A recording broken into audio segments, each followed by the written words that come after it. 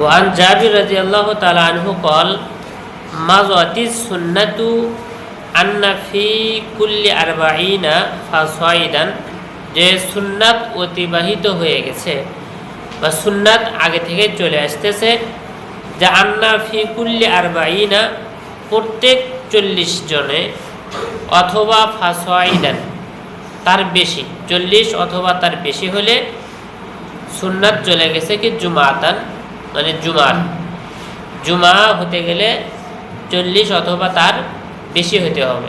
হাদিসটা এটা জয়ীফ, তবে এর আগেই কিন্তু একটা হাদিস তোমরা দেখলে যে 12 জন উপস্থিত থাকাতেও আল্লাহ রাসূল সাল্লাল্লাহু আলাইহি ওয়াসাল্লাম জুমার সালাত আদায় করেছেন। ওয়ান সামুরাত ইবনে জুনদুব রাদিয়াল্লাহু তাআলা আনহু থেকে বর্ণিত আন্না নবী সাল্লাল্লাহু আলাইহি ওয়াসাল্লাম কানা ইস্তাগফিরু লিল মুমিনিনা ওয়াল মুমিনাতি কুল্লা জুমাতিন, যে প্রত্যেক জুমার দিনে তিনি প্রত্যেক মুমিন এবং মুমিনার জন্য ইস্তেগফার করেছেন, দোয়া করেছেন। তো হাদিসটা এখানে তোমার দুর্বল বর্ণনা এটা, যদিও আল্লাহ রাসূল সাল্লাল্লাহু আলাইহি ওয়াসাল্লাম তার উম্মতদের জন্য সবসময় কি করেন, দোয়া করেন। ওয়ান জাবির ইবনে সামুরা রাদিয়াল্লাহু তাআলা আনহু থেকে বর্ণিত আন্না নবী সাল্লাল্লাহু আলাইহি ওয়াসাল্লাম কানা ফিল খুতবাতি ইয়াকরাউ, তিনি খুতবাতে পাঠ করতেন আয়াতিম মিনাল কোরআন। দেখো কোরআন থেকে তিনি বেশ কিছু আয়াত কি করতেন, তেলাওয়াত করতেন। ওয়া ইউযাক্কিরুন নাসা, এরপরে তিনি মানুষদেরকে ওয়াজ করতেন, নসিহত করতেন। দেখো না আয়াতিন, তার নিচে কিন্তু 2 জের দেওয়া আছে, কিন্তু এটা হচ্ছে তোমার নসবের অবস্থা। তিনি পাঠ করতেন, কি পাঠ করতেন, আয়াত। আয়াত তোমার হচ্ছে মাফউলের অবস্থা, তা মাফউলের অবস্থা হলে তো জবর হওয়ার কথা, কিন্তু এখানে জের হয়ে আছে, এই জন্যে যে জমা মুয়ান্নাস সালেম নসবের অবস্থাতেই কি হবে, জের হবে। নসবের অবস্থা হচ্ছে জমা মুয়ান্নাস সালেমের অবস্থা হচ্ছে 2টা, একটা হচ্ছে আয়াতুন, আয়াতিন। পেশের অবস্থায় আয়াতুন, নসব এবং জারের অবস্থায় আয়াতিন। ওয়ান তারিক ইবনে শিহাব রাদিয়াল্লাহু তাআলা আনহু থেকে বর্ণিত আন্না রাসূলুল্লাহ সাল্লাল্লাহু আলাইহি ওয়াসাল্লাম قال, আল্লাহ রাসূল সাল্লাল্লাহু আলাইহি ওয়াসাল্লাম বলেছেন, আল জুমআতু হাক্কুন ওয়াজিবুন আলা কুল্লি মুসলিমিন ফি জামাআতিন, জুমার সালাত, জুমআ হচ্ছে হক এবং ওয়াজিব, আলা কুল্লি মুসলিমিন প্রত্যেকটা মুসলমানের ওপরে, ফি জামাআতিন অর্থাৎ জামাআতে, প্রত্যেকটা মুসলমানকে জামাতের সাথে আদায় করতে হবে, এটা ফরজ এবং একটা হক। ইল্লা আরবাআতান, তবে 4 শ্রেণীর মানুষের জন্য এটা কি নয়, ফরজ নয়, অর্থাৎ জামাতে উপস্থিত হওয়াটা আবশ্যক নয়। 1 মামলুকুন, যারা হচ্ছে দাস, কৃতদাস। ওয়া ইমরাতুন, যারা মহিলা। সবিয়ুন, বালক। ও মারিজুন, অসুস্থ। এই 4 শ্রেণীর মানুষ জুমার দিনে জামাতে উপস্থিত হওয়া আবশ্যক নয়। এই 4 শ্রেণীর বাইরে যারা আছে তারা যদি মুসলমান হয় অবশ্যই তাদেরকে জুমার সালাতে উপস্থিত হতে হবে জামাতে। ওয়ান ইবনে ওমর রাদিয়াল্লাহু তাআলা আনহু قال, তিনি বলছেন, قال রাসূলুল্লাহ সাল্লাল্লাহু আলাইহি ওয়াসাল্লাম, আল্লাহ রাসূল সাল্লাল্লাহু আলাইহি ওয়াসাল্লাম বলেছেন, লাইসা আলা মুসাফিরিন জুমাতুন, যে মুসাফিরের উপরে কোনো কি নাই, জুমা নাই। অর্থাৎ যে ব্যক্তি মুসলমান তাকে জুমার সালাতে আবশ্যকভাবে উপস্থিত হতে হবে বিষয়টা তা নয়। তবে যে ব্যক্তি যেখানেই থাকবে না কেন জুমার সালাত না থাকলে তার বিপরীতে কি আছে, জহর আছে। যদি সেই ব্যক্তি মুসাফির হয় তাহলে তার জহর আবার কয় রাকাত, 2 রাকাত। যদি কোনো ব্যক্তি অসুস্থ হয়ে বাড়িতে থাকে তাহলে তার হচ্ছে 4 রাকাত। যদি সে কোনো ব্যক্তি মুসাফির অবস্থায় জুমার সালাতে উপস্থিত হতে চায় তাহলে উপস্থিত হতে পারে, কোনো সমস্যা নেই। অসুস্থ ব্যক্তিও যদি জামাতে বা জুমার সালাতে উপস্থিত হতে চায় তাহলে সে উপস্থিত হতে পারে, কোনো সমস্যা নেই। ওয়ান আব্দুল্লাহ ইবনে মাসউদ রাদিয়াল্লাহু তাআলা আনহু قال, কানা রাসূলুল্লাহ সাল্লাল্লাহু আলাইহি ওয়াসাল্লাম ইযা ইসতাওয়া আলাল মিম্বারি, যখন রাসূলুল্লাহ সাল্লাল্লাহু আলাইহি ওয়াসাল্লাম মিম্বারে উঠতেন, ইস্তাকবালনাহু, আমরা তাকে মুখোমুখি করে নিতাম, বিউজুহিনা, আমাদের চেহারায় আমরা তাকে আমাদের অভিমুখী করে নিতাম, কাছাকাছি করে নিতাম, তার চোখের সাথে আমরা চোখ মিলাতাম। হাদিসটা জয়ীফ, কিন্তু পরবর্তী হাদিসে বলছে ওয়ালাহু শাহিদ বিন হাদিসিল বারা ইনদা ইবনে খুজাইমা, ইবনে খুজাইমার কাছে বারায়ের হাদিসের কি আছে, শাহিদ আছে। শাহিদ বলা হয় যে হাদিসটা, একটা হাদিস হচ্ছে জয়ীফ, কিন্তু জয়ীফ হাদিস থাকার পরে ওই সেম হাদিস অন্য সনদে তোমার হাসান আছে বা সহিহ আছে, বা গ্রহণীয় হাদিস হওয়ার জন্য যা যা শর্ত লাগে সেই সমস্ত শর্তের কোনো একটা হাদিস পাওয়া যায়, তখন জয়ীফ বর্ণনা দেওয়ার পর বলা হয় যে ইয়ার একটা কি আছে, শাহিদ আছে, মানে সহি একটা কি আছে, সনদ আছে। ওয়ানিল হাকাম ইবনে হাজনিন কল শাহিদিন আল জুমাআতা, আমরা জুমাতে উপস্থিত হতাম মা নবী সাল্লাল্লাহু আলাইহি ওয়াসাল্লাম, নবীর সাথে। ফাকামা মুতাওয়াক্কিআন আলা আসওয়া আও কাউসিন, যে তিনি লাঠি অথবা ধনুকের ওপরে ভর দিয়ে কি করতেন, দাঁড়াতেন খুতবার সময়। যেই কারণে আমরা কি করি, লাঠি দিয়ে আমরা কি করি, খুতবা দেওয়ার চেষ্টা করি।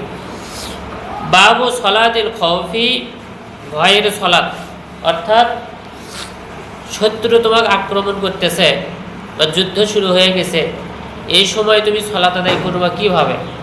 একদিকে সলাত আদায় করতে হবে, আরেকদিকে শত্রুদেরকে কি করা লাগবে, পাহারা দেওয়া লাগবে। এখন সব মুসলমান যদি একসাথে সলাত আদায় করতে ধরে, তো কাফের মুশরিকরা তো জানে যে সলাত আদায় করতে ধরলে এরা নড়াচড়া করবে না।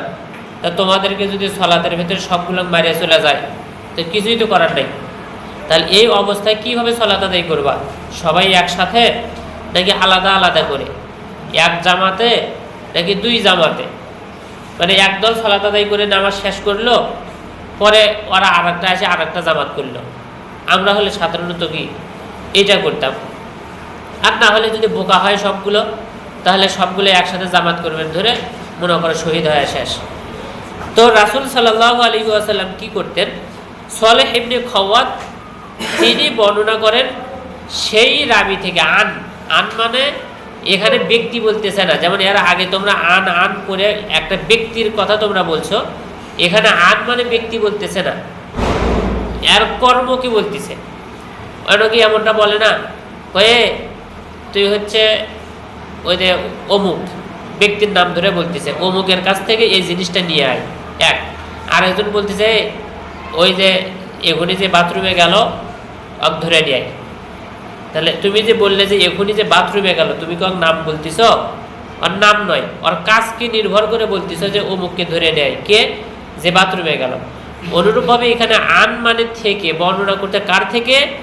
মান সাল্লা মা রাসূলিল্লাহ সাল্লাল্লাহু আলাইহি ওয়াসাল্লাম, যে ব্যক্তি রাসূলের সাথে সালাত আদায় করেছেন, যা ইয়াউমা জাতির রিকাই সালাতাল খাউফ, যে ব্যক্তি জাতুর রিকার যুদ্ধে ভয়ের সালাত আদায় করেছে।